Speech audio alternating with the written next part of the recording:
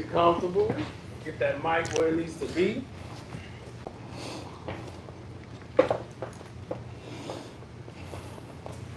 Okay.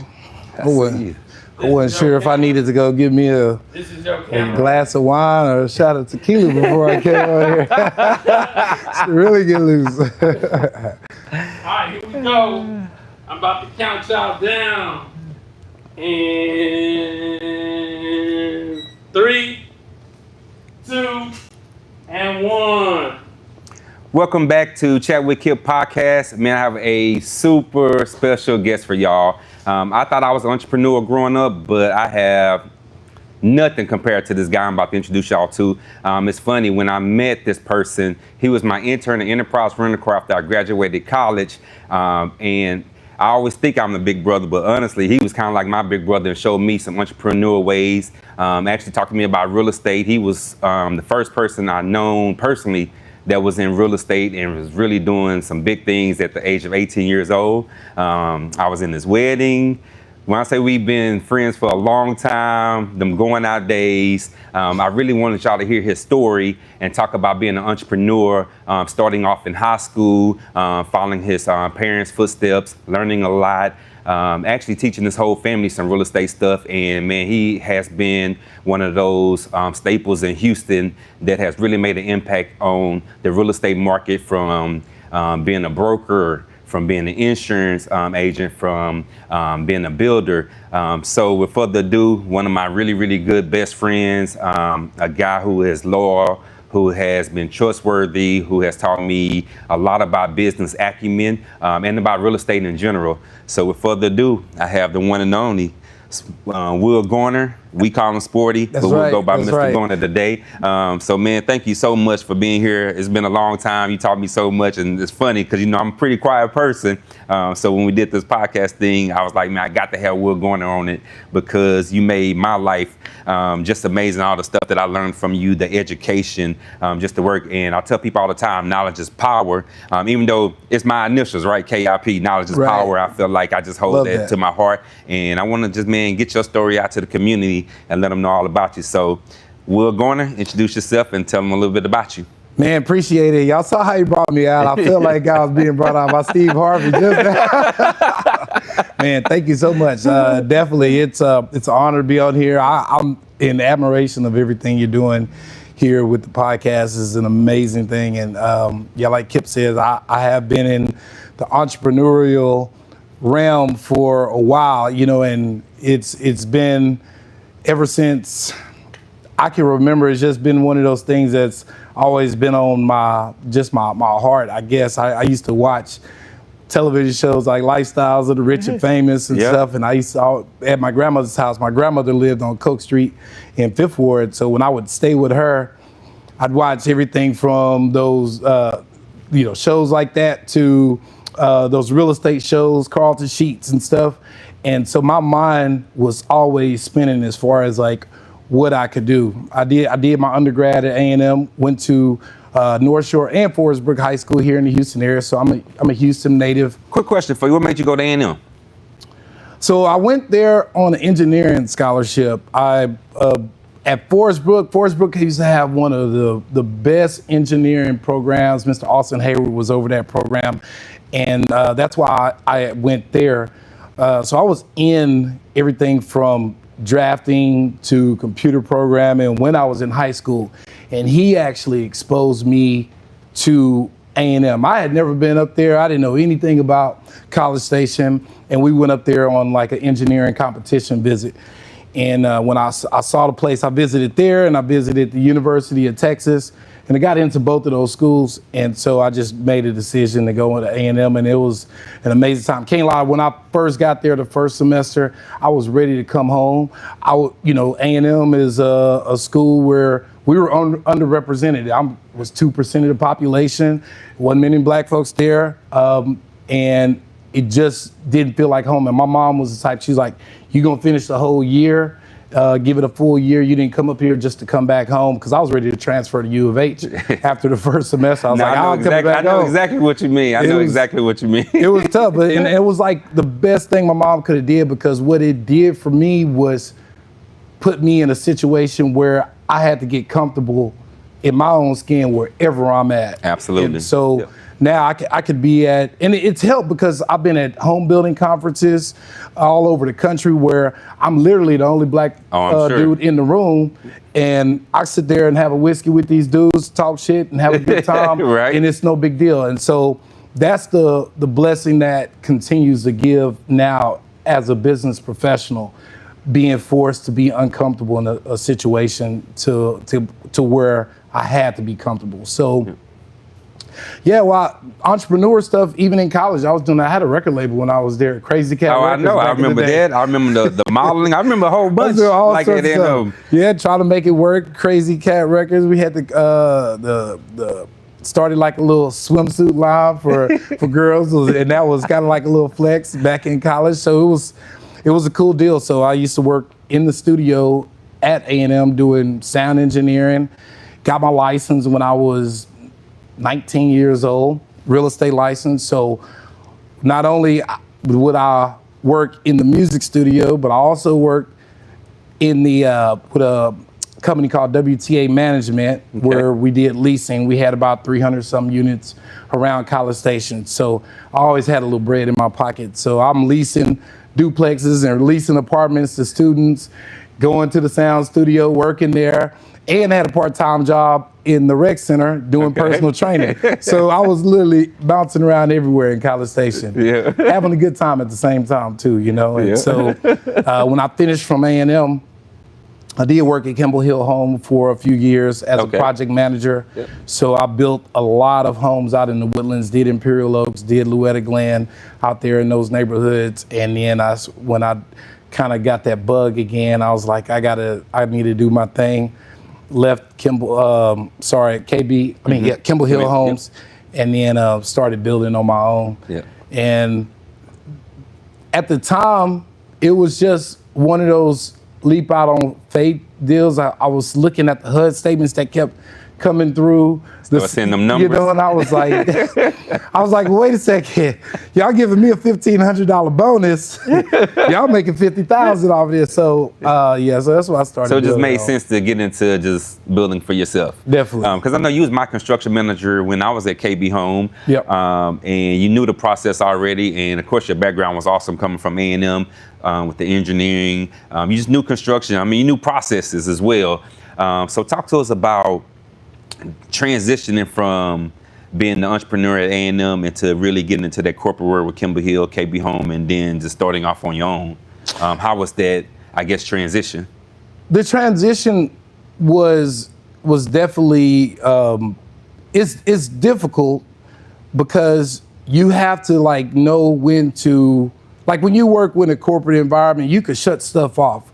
And you can say, okay, well, I'm gonna leave my work at work, right? So when you come home, you know, as an entrepreneur, you're running everything. I'm doing everything from payroll to making sure that, you know, I have everything done from beginning to end. So your job is really never done. And so you find yourself working a lot of extra hours, but when you love doing what you're doing, it's not really work. It don't feel like it. Because I know we'll talk 3 or 4 in the morning and we'll talk business. We'll be out and about and still talk business and come home after we had some whiskeys and cigars and still talk business. Still keep working. I think it's just part of our it's our DNA. nature, right? Yeah, like that's what we do. Absolutely. So I definitely get it. Absolutely. And I think the rough part about, you know, being entrepreneurs, you got to take the losses with the wins just the same way. Because I went through the 2008 recession. I had some homes that we were building, we just couldn't move. You know, so went from literally, you know, making $150,000 a month building homes out in Lake Conroe to the market just like came to a gridlock. And as a 27-year-old, you know, kid, really, still, it was an adjustment. I was newly married. You know, my wife at the time was like, she didn't know what was going on, and I was like, I'm trying to move these homes. These people ain't buying them, you know. So I went through that cycle, and I had to learn that, you know, the real estate market is cyclic. So that's one thing I took from it. You know, it ebbs and flows, so you have your ups and downs. And then not only with that, just finding inner peace within yourself when stuff is not necessarily going the way that you think it should be going, just being able to woo-side and say, okay, it's going to work out right. And so I think that was one of the biggest education experiences, going through those situations. So absolutely. I mean, we learned a lot from it. I have seen you build $50,000 homes, and I have seen you build multi-million-dollar projects. Yeah. So tell me which ones you like the best and what makes more sense for you and why. Right now, I like to build anything, to be honest with you. But it depends on that cycle of the market. Okay. So right now, it makes more sense to build the homes in between that 250 to 300,000 range. Interest rates have, gone up. People have a lot of uncertainties right now with what's going on in the economy. People are uncertain about immigration reform that's going on. I know that's something that I have to even think about as a builder, with labor and stuff like that. So right now, I think that my sweet spot is in between that 225, in between 200 to 250. Now, to me, I've always said, I'm going to do the same amount of work if I build this $250,000, $300,000 home as if I'm gonna build me a $1 million home. I know. I see them all the time. I've seen your projects, especially coming through the title company. I mean, I've seen the projects that you've done, the ones that you do in the future, the ones you projected to do. Yep. I know that you're real tech savvy and putting technology with home building together, and investors with technology together as well. Absolutely. Man, there's so much I can say about you. I know we slated us for 15, 20 minutes, so I want to make sure I got it all out there for you, Will, and just let us know, man. So that's the technology piece is definitely where we're going. I've ramped up my social media, the YouTube channel we started, and then on my website, sportygarner.com, I have a complete course available. So I want to give back to those who want to learn some of the, say, hey, I want to learn how to build homes. I want to learn how to flip homes. So I actually have a course on my website. On your website, okay. Yeah, and so I'm adding some cool new features for AI. Okay. That we're implementing. I'm a big tech geek, so that's I went to school for computer engineering. Yep. And so when it comes to technology, I'm all in that. And AI, I think, is where you really have to look at it. If you're not looking at it, where is business going? Where is entrepreneurship going? You have people who are making millions of dollars right now in the artificial intelligence arena. So you do have to pay attention to trends and what's the next biggest thing. So where I'm looking at is how am I able to bring together what my core competency is in building, construction, and real estate with these new technologies that are coming out in the market. So I do have a project. I don't want to take the whole cat out the bag on that. Don't tell them. Let's hold it for another time, because I want to have you back as well, because I need you to talk to the people about the home buying process. So I'm gonna bring you back because I know you at EXPE. I know you've been a broker for a long time. So I'm definitely bringing you back on the show so you can let the listeners know about the home buying process as well. But I really want to talk about your current businesses. I know that we had you taught me how to do taxes. I've been doing taxes about 14 years. So that's really how I got into the tax business, thanks to you. And it's been, profitable, and it's been growing. So thank you so much. That's right. I brought you into the tax business. Exactly. Yeah. That's another one of them entrepreneurship moments, right? So yeah, initially that was back in 2008 when I added the taxes to our business venture, and now it's morphed more into I'm facilitating other entrepreneurs who want to get into taxes. So I'm helping. This past year I had 15 entrepreneurs who had offices under our umbrella. I'm not competing with them from a client standpoint. We're wanting to figure out how can we take you from start to get you to where you're doing, maybe 100 returns your first year and growing from there. And so that's what the piece that I'm doing now, more so acting as a facilitator. We have developed our own software called Taxology Pro. you can go to taxologypro.com and find the software and get the software. And so that's where I'm at now with the tax piece, and then just really like trying to put the focus on centering myself around entrepreneurs who want to grow, because it's like, you know, taxes is one of those businesses where you can come in and you can make $100,000, you know, in a few months, and then you can turn around and say, hey, you know what? I want to invest that money into something. That's what you should do, is investing in something, whether you're investing into real estate projects, whether you're investing into cryptocurrency, or you're looking at trading, you know, because I get into doing some of that as well. With trading, I've been trading with a guy named Crypto Corey, with Envision, Crypto Corey and David Imonetti. And they've got a really good platform that I've joined with them. So it's, you know, so I'm looking at things money-wise, like, hey, where we're going in the future. So I think the overall trajectory for myself as an entrepreneur is really, like, I had to come to the conclusion, like, hey, I am the product. Let me protect what I'm doing. Let me protect my mental state, my spiritual state, my physical state, you know, going, you know, waking up at 5 a.m.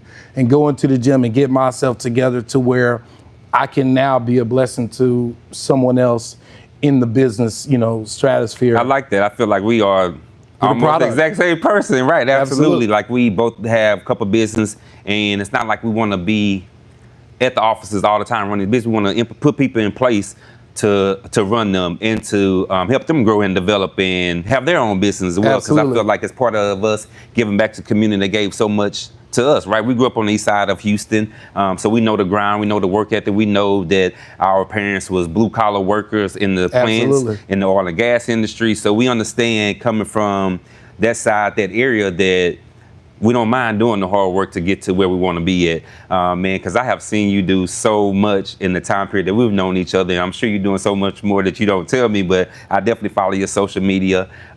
Even though I'm a little bit older than you, I mean, I look up to you quite a bit. I appreciate it. I follow you. Like, when I met you, I guess that in 2001, 2002, I was like, man, this guy is a real go-getter. I want to be around you. I want to hang out. And we talk about stuff more than business. We talk about personal relationships. We talk about the value of an individual. We talk about life. We talk about kids. So, man, it's just been a super awesome experience just to meet you in my life. I appreciate it. Because you changed a whole bunch of stuff that I have never thought I would even experience whatsoever. You changed my lifestyle. And, man, I really appreciate it. Wow. And thank you so much for coming on the show. Absolutely. You know, it's like you kind of like hinted at, you know, you like, hey, we're both from the east side, that blue collar, you know, environment. You know, my dad worked at CenterPoint Energy for 30 years. I grew up watching him get up every morning at, you know, 4 o'clock in the morning, come home in the evening, and still find a way to get me and my brother to practice and make sure we, you know, we're involved in sports. And so when you look back at it, I say, okay, that there's so much pain that my dad probably went through that process, that I had to, like, as a man now, like, okay, what type of pain did he go through? And as a father, I have 3 children. You know, I've gone through a divorce. I'm like, man, I've experienced pain. And the pain that you go through and the experiences that, you know, you experience in life betters you as a man, you know, and helps refine your process. And so at 45, that's where I feel like I'm just constantly refining my process, because I still, you know, we still have our successes, we still have our failures, and every day is a learning experience. So it's a complete body of work at the end of the day. You know, we were kind of talking before this, the pre-talk, when talking about like documenting things. I was like, I've been recording. iPhone should have never put a camera in the phone. Because when I first got off, that's when I started recording everything, especially from the moment my first son was born. I've documented everything, the process. And now, you know, I'll go back and look through my phone. I'm like, man, I've got so much content, but it's so cool because I've literally documented my whole journey of everything. And I'm hoping that, you know, my kids will be able to, you know, see that life experience, look back and say, okay, let me take some of these jewels that dad left, some of these nuggets along the way, and they can end up, you know, doing something with them and going further than what I've gone, you know. That's kind of where I'm at. So. Absolutely. I know we both was ex-athletes growing up in college, everything. But we are super nerdy as well, right? Super nerdy, yeah. Like to have a good time. What would the 45-year-old Will tell the 21-year-old Will? Be more precise and be more with your work and be more intentional with your effort because the energy tapers off as we get older. So looking back at when I was 21, 22, I could have been more intentional and direct with what I wanted to do with my brand and really just let it hang. Like, hey, this is what I'm doing. I see like, these young YouTubers and people, streamers, they're letting it hang. They're saying, hey, we're gonna go out here and get it. I wish I would have just not gave a damn about everything. Like, hey, everybody's gonna judge you. Some people are gonna hate you. Some people are gonna love you. And that's one thing I wish I would have just let it hang more and just been like, hey, I'm just gonna go all out. I definitely agree with you, man. I definitely agree with you because I'm the same way. I'm glad we have started the podcast, the shows, giving back to the community, educating the community. And we also looking for mentees. Like, we don't mind mentoring people as well because we know that giving back to the community is the way that helps us as well, focus, keeps us busy. And also just a way for us to say thank you for these sides. So, man, like if y'all have any young people out there who's looking for mentors, please reach out to us. We are very open, very blunt about everything, and we'd like to be open. We'd like to see our community grow and develop. And I don't care where y'all at, all across the U.S., all across the world, talk to us, man. That's what we're here for. We've been through it, we experienced it, and I mean, I wouldn't say we were super poor growing up, but we wasn't like what we at now. But we saw the ground. We was probably like middle class, maybe lower middle class, but we feel like we had everything we need, the tools to be successful and to take it to a whole nother level. Man, give them some closing remarks. And, definitely. The closing remarks, I got a gift for you. Let me see if I can move this mic without. I was at Essence Fest this past week. I'm gonna mess this up, huh? You good today? I got you. Yeah. Okay. There you go. Yeah, I got this for you. I was at Essence Fest this past week, and I bought it. It's just a candle. It's a candle. Okay. And so I met a really cool entrepreneur, a young lady with her company, called Culture Design, and so I wanted to give this to you. I appreciate you and bringing me on the podcast. Perfect. I like the name as well. Y'all see that? It's Pleasure. Culture Design company called Pleasure. And I definitely love pleasure. So it goes with me. I like it. She told me, she's like, you like that in the bedroom with your significant other. And it take it from 0 to 100. Okay. I also want to give you a copy of my book, shut up. The Flip Story. And so you can get a copy of this actually on our website, sportygarner.com. So. Oh, wow. Damn, can I get this signed? Yeah, for sure. Definitely. Y'all got to see this. How to Flip Homes with Will Sporty Garner. That's it. The course is available online. So yeah, I appreciate you for bringing me on the show, and we're gonna do some big things. Absolutely, man. Give them all your handles so they can get in contact with you, reach you. Definitely. So my main handle is at sportygarner.com, SPORTY Garner, and then of course the website sportygarner.com, and you can also find. Check out my YouTube channel, which is Global Property Passport. I just got back from Colombia. That was an amazing experience. I did a whole film out there about real estate in Colombia, and we actually I'm working with a developer in Cartagena. We've got 72 units in one building that are Airbnb turnkey. So anybody who wants to invest abroad. I'm working with a broker down there, a really cool lady, Claudia Arevalo. So I've been going back and forth, about once every other month now, working with some investors who want to purchase property there, and we've refined the process. You know, there's a lot of people who are like saying, hey, man, they looking at the state of politics, and they're like, hey, man, we want to move out the country, you know, or have something, you know, another Just in option. place, absolutely. Absolutely. So, you know, so I've been working with Claudia in Colombia. So get at me if you want to invest abroad and, you know, broaden your real estate portfolio in Colombia. Well, tell you what, man, like people, my listeners know that I travel quite a bit. And actually, I'm going to Colombia in September. So let's collaborate and maybe put like a group together, some investors who really want to go That would be check awesome. out these properties and look at some real estate in Colombia. Let's look at like the first week of September and So that'd be put something awesome. together. Claudia and I, we've kind of been kicking the can around about doing that because we can put a bus tour together. We've got some stuff set up where we can even take the investors on an ATV tour because we've got actually a stretch of beachfront property that we're looking for investors to raise capital to build, kind of like the Malibu of Colombia, right on the beach. So we are putting some good things together out there. So that'd be great.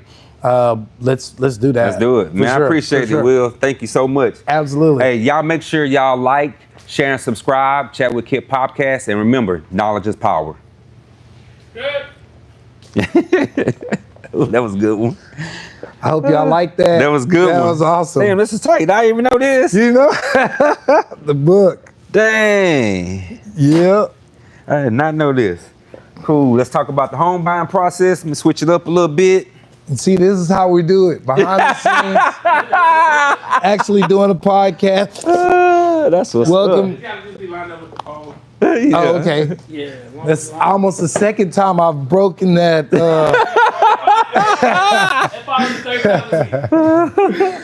I'm just changing shirts and then Thank we'll y'all talk for. about strictly about the home buying. I don't know how long it'll take, about 10, 15 minutes, home buying process. Yeah. So you're gonna talk to them. You're gonna do most of the talking. I'm just make the introduction. Then I'm Okay. gonna say, well, can you talk to them about the realtor being the home buyer? Okay.